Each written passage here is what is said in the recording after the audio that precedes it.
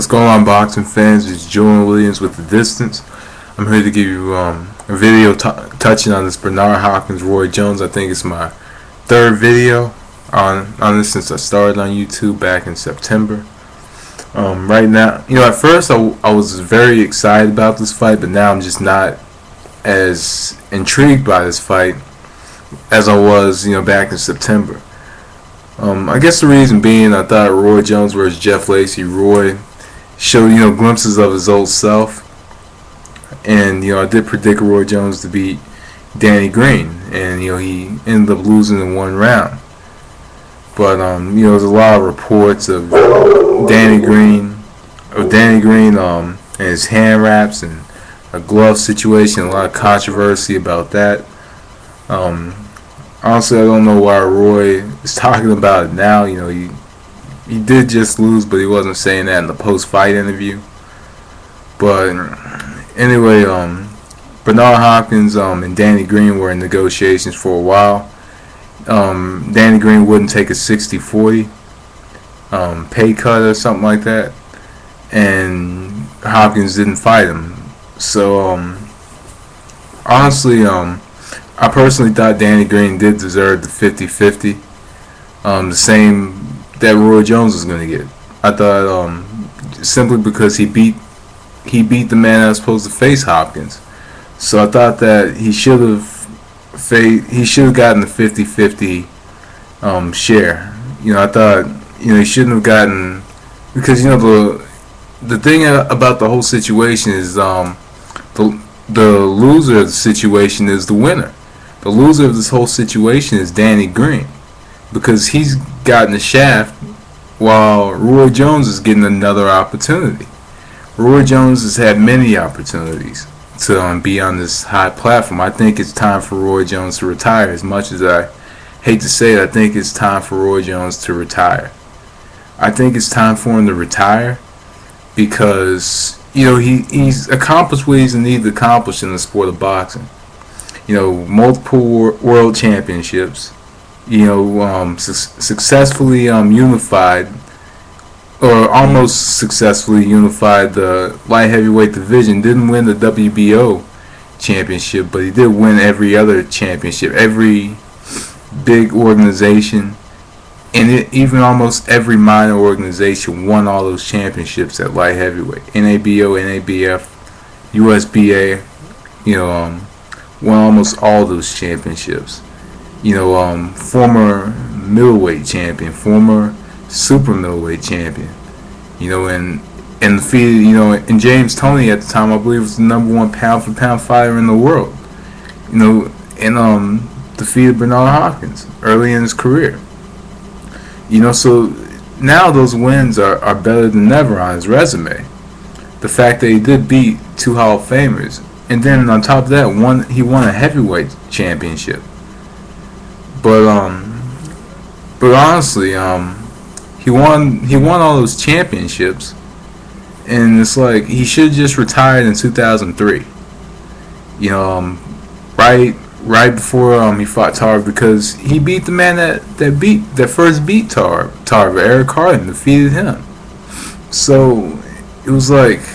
So honestly, when he fought Tarver, he backed himself in the corner, and he still, it was like he still had the fight set. And 7 years later, it's just hard to see Roy Jones continue fighting, and get back on this high platform where, honestly, where he shouldn't even be right now, because he had opportunity against Joe Calzaghe.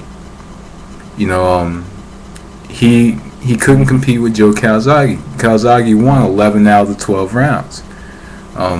He came back. He fought Omar Shika. I fought Jeff Lacy. Had good showings against them, and then lost to Danny Green in one round. And yeah, the shot was a little around the ear behind the head, but wasn't completely at the back of the head. But at the same time, a lot of fighters would go down to that anyway, or the leg, or lose the legs in a situation like that. But still, I thought it would be a sign to Roy Jones that, hey, it's time to hang up the gloves. When he lost to Danny Green, and now he's talking about hand wraps, gloves, stuff like that, and it's all controversial and stuff. And then you have boxing fans thinking that he took a dive in the matchup. But honestly, me, I just want to see Roy Jones go out on top, and I thought the way to go out was probably against Omar Sheik or Jeff Lacey. I thought that was the way to go out. But I'm giving fans a nice little memory of the old Roy Jones. Not the Roy Jones that lost back to back against Tarver and Johnson, and then Tarver again. Just the Roy Jones of old. I thought I thought the way to go out was probably against Jeff Lacey. But now he's fighting Bernard Hopkins. Bernard Hopkins, I think, should have been retired for a while, but he's still still on top of the light heavyweight division. But I think the fight he should have taken was against Chad Dawson. I think that's the fight that he really needs to take right now before it's too late. But because I do fear with Hopkins fighting Dawson, he might get old in the middle of the fight, or old during the fight, whatever. I think, honestly, I just think a Dawson Hopkins match needs to happen at 175. That's just my opinion, rather than Roy Jones, because it's like, what does Roy Jones versus Bernard Hopkins 2 do for boxing? Compared to what does a Hopkins Dawson do for boxing? Because with Jones Hopkins 2, it's kind of a been there, done that situation, compared to a Dawson Hopkins or a Green Hopkins. Because how it is with Green Hopkins, it attracts more people on a global realm. Or with Chad Dawson, Bernard Hopkins, that attracts overall boxing fans. Hardcore boxing fans, even casual fans. That's going to attract a lot of people. Compared to a Roy Jones versus Bernard Hopkins. We all know that there's bad blood between them. We all know that there's tension between them. So overall, this is a grudge match, and I think the way to put this card together is just having a card just full of grudge matches, just to just to promote the card. Just have a card full of grudge matches. I think that's the way to do it. But we'll see.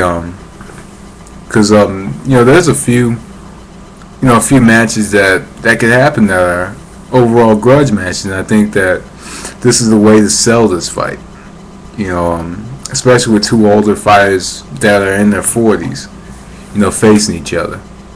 But overall, I just think personally that Roy Jones needs to call it a day, and maybe this is a way for both of them to cash out. If Jones wins, I see Roy Jones continuing the fight, and if Hopkins wins, I really don't know. I honestly, I can't see Hopkins continuing the fight because he wants to beat Roy Jones so bad.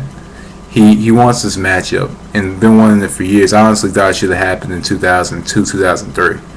But anyway, that's just my thoughts on that. That was The Distance. Thanks for watching. Peace.